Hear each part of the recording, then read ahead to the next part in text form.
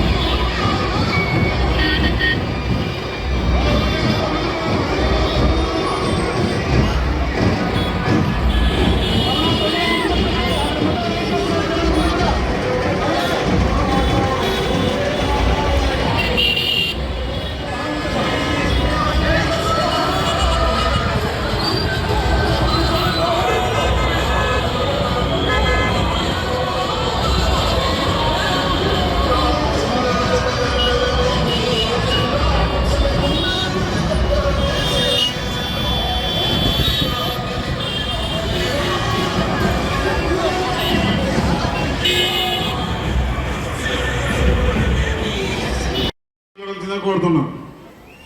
దయచేసి వెనుకొన్నటువంటి వాళ్ళు నాయకులు, కార్యకర్తలు అందరినీ కూడా ముందుకు తీసుకెళ్లాలని కోరుతున్నాం.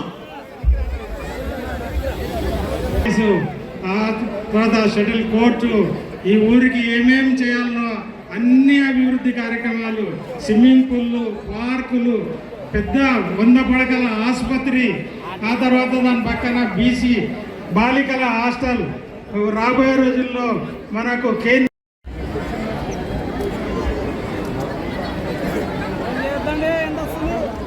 కేశవ గౌడ గారు మాట్లాడవచ్చు కోరుతున్నాం.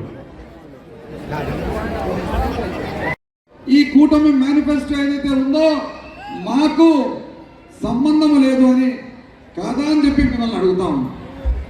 ఒక సామాన్య మానవుడికి అర్థం కావాలంటే, ఒక ఉమ్మడి కుటుంబంలో 3 అన్నదమ్ములు ఉండగా ఇంట్లో ఉమ్మడి కుటుంబంలో పెళ్లి ఆడపిల్లకు చేసేటప్పుడు కట్నాలు, కానుకలు చివరకు మాట్లాడే విషయం వచ్చినప్పుడు ఆ 3లో ఇంటి పెద్ద అన్న లేచి వెళ్ళిపోతే ఎట్లుంటుందో ఇది కూడా అంతేనా కాదా అని చెప్పి మీ అందరూ కూడా నేను అడుగుతాను.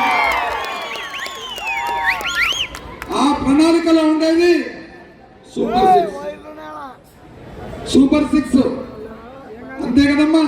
పాంప్లెట్ తీసుకొని మీ దగ్గరకు వచ్చిండేది. గ్యాస్ సిలిండర్లు ఇస్తారన్నారు కదమ్మా, బస్ పాసులు ఇస్తానన్నారు కదమ్మా,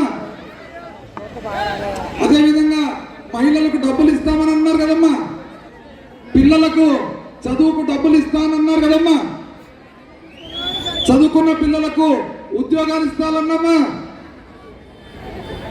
మనకు చంద్రబాబు నాయుడు కొత్తనమ్మ, పాత మనిషే కదా. కొంత ఫ్లాష్ బ్యాక్ పోదాం. 2014లో ఇదే చంద్రబాబు నాయుడు ఇదే మేనిఫెస్టో రిలీజ్ చేస్తూ ప్రతి ఇంటికి ప్రతి నెల సబ్సిడీ మీద ఒక గ్యాస్ సిలిండర్ ఇస్తా అన్న మాట గుర్తు చేస్తా ఉన్నాం. అంటే 5 సంవత్సరాలు ఆయన ముఖ్యమంత్రిగా ఉండగా సంవత్సరానికి 12 సిలిండర్లు అయితే 60 సిలిండర్లు ప్రతి ఇంటికి సబ్సిడీ మీద ముట్టిండాల. ఒక్కరికన్నా డ్రోన్ లో ఒక్క సిలిండర్ ముట్టిందమ్మా? పోనీ పక్కన పాపిల్లో ముట్టిందమ్మా? పోనీ బేతంచెర్లలో ముట్టిందమ్మా? పోనీ ఆంధ్ర రాష్ట్రంలో ఒకరికన్నా ముట్టిందా? కానీ 60 సిలిండర్లు ఇవ్వాల్సిన వ్యక్తి ఈ రోజు 60 సిలిండర్లు ఎత్తేసి కదా ఇలా ఇలా ఇలా ఇలా ఇలా ఊపండి. అవతల తెలుగుదేశం పార్టీ వాళ్ళ 1000 తరవాలి.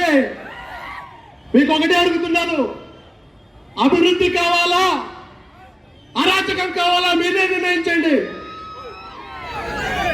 అదేవిధంగా విద్య కావాలా విధ్వంసం కావాలా మీరే నిర్ణయించుకోండి.